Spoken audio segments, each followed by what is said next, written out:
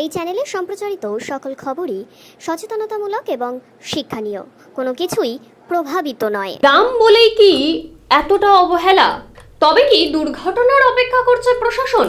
এরকম একাধিক প্রশ্ন কিন্তু ছুটে আসছে প্রশাসনের দিকে, যে সমস্ত মফস্বল অথবা গ্রামবাসী গ্রামে বসবাস করেন তাদের তরফ থেকে। বিভিন্ন প্রাকৃতিক দুর্যোগ থেকে শুরু করে কোনো রকম সরকারি সুবিধা সবকিছুর হাত থেকে কিন্তু তারা বহিষ্কৃতই থাকেন। সমস্ত রকম অসুবিধা, সমস্ত রকম প্রাকৃতিক দুর্যোগকে মোকাবিলা করার পর তাদের যে অবস্থা হয়, সেই অবস্থা একান্তই তাদের নিজস্ব হয়ে দাঁড়ায়। কোনো রকমভাবে প্রশাসনিক যে সাহায্য বা প্রশাসনিকভাবে তাদের দিকে হাত বাড়ানোর কোনো চেষ্টা করা হয় না, এমনই গুরুতর অভিযোগ কিন্তু উঠে আসছে ধূপগুড়ির গধেয়ারকুটি গ্রাম পঞ্চায়েতের কুরসামারি, বেদগাড়া সহ আরও কয়েকটি এলাকার বাসিন্দাদের তরফ থেকে। একেই নড়বড়ে দুর্বল সেতু, একসাথে পিকআপ ভ্যান এবং পথচারীরা যেতে পারে না। একসাথে গেলে সেতু নড়তে শুরু করে, যে কোনো মুহূর্তে সেতু ভেঙে বড়সড় দুর্ঘটনা ঘটতে পারে। এবার সেই ঘটনার দিকেই কিন্তু তারা দৃষ্টি আকর্ষণ করতে চাইছেন। দেখাবো সেই ছবি।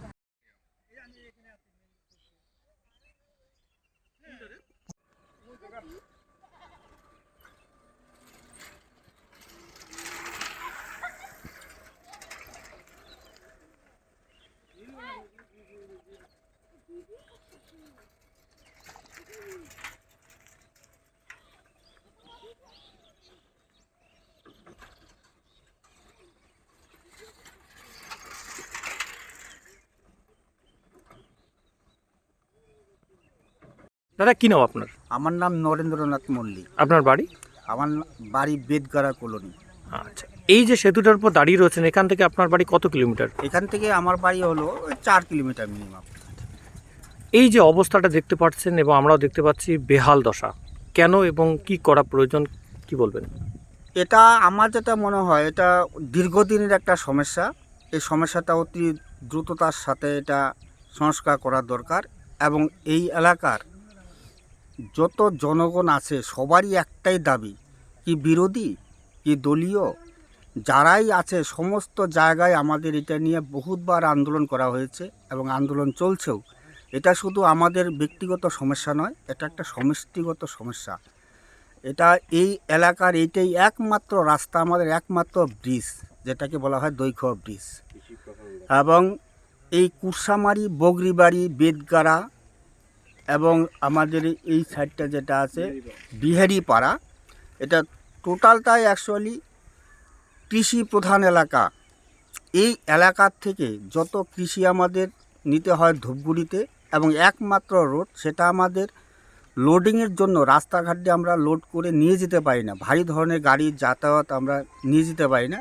সেটা আমাদের অত্যন্ত ব্যয়বহুল হয়ে যাচ্ছে এবং ব্রিজের এখানে এসে এপারে নামাইতে হয়, পার করতে হয়। এটা সত্যি, এটা প্রশাসনের কাছে আমি আবেদন রাখবো অতি দ্রুততার সাথে, যাতে এই এলাকার সার্বিক উন্নয়নের সাথে ব্রিজটা যাতে সংস্কার করা হয়, এটি আমার বক্তব্য। আচ্ছা, দেখা যাচ্ছে যে ধূপগুড়ি মহকুমা হয়েছে, তাই তো? ধূপগুড়ি মহকুমার বিভিন্ন হাসপাতাল থেকে শুরু করে অন্যান্য দিক দিয়ে পরিকাঠামোগতভাবে নতুনত্ব করার চেষ্টা চলেছে। সেই জায়গায় গ্রামের একটা সেতু নিয়ে একাধিকবার বলার পরেও কাজ হচ্ছে না। তাহলে কি মনে করছেন যে গ্রামের উন্নয়নের জন্য থেমে? অবশ্যই এটা তো আমরা বলতেই পারি যে একটা ধূপগুড়ি মহকুমা হয়েছে, সেটা আমাদের একটা প্রত্যন্ত গ্রাম বলে আমাদের অবহেলিত এবং এটা আমরা বঞ্চিত আমার মনে হচ্ছে। এটা আর কি দীর্ঘদিন থেকে এই অবস্থা বেহাল দশায় হয়ে পড়ে আছি, কিন্তু আমরা বুঝতে পারছি না কেন অবস্থা হয়ে আছে। কি নাম আপনার? প্রসেনজিৎ সরকার। টোটো চালক। হ্যাঁ, এই যে রাস্তার উপর যে দৈঘার এই যে ব্রিজ, এটা বেহাল দশা, কি করে এমন অবস্থা হলো এবং কি চান আপনারা? এদিকে তো যেরকম বড় বড় গাড়ি চলে, ব্রিজের হাল তো এমনিতেই খারাপ, তার মধ্যে যে বড় বড় গাড়ি চলে, গাড়ি চলাতে এরকম আরো বেশি খারাপ হয়ে গেছে। এখন কি চান আপনারা? এখন কি চাবো, এখন আমি মনে হয় এইদিকে আমাদের চলাফেরা করতে লাগে, এটা যাতে তাড়াতাড়ি ভালো হয় এটাই না চাই। এই যে বিশেষত যে ব্রিজটার বেহাল দশা, যে কোনো দিনই তো দুর্ঘটনা ঘটতে পারে। হ্যাঁ, এটা করতে পারে। কত জায়গায় ভাঙায় ব্রিজের? কেন নানান জায়গা ভাঙা, এইটুকু ব্রিজের মধ্যে মোটামুটি 5-7 জায়গায় তো ভাঙা আছেই। মানে এই ব্রিজটা কি সারাই করা প্রয়োজন নাকি নতুন করে ব্রিজ করার প্রয়োজন, কি মনে এটা তো করেন আপনি? সারাই, এখন যে ব্রিজের অবস্থা এটা সারাই করলেও তো এটা হবে না, এখন একদম নতুন করে করতে লাগে। এটা প্রশাসন কি নজরদারি রাখছে না?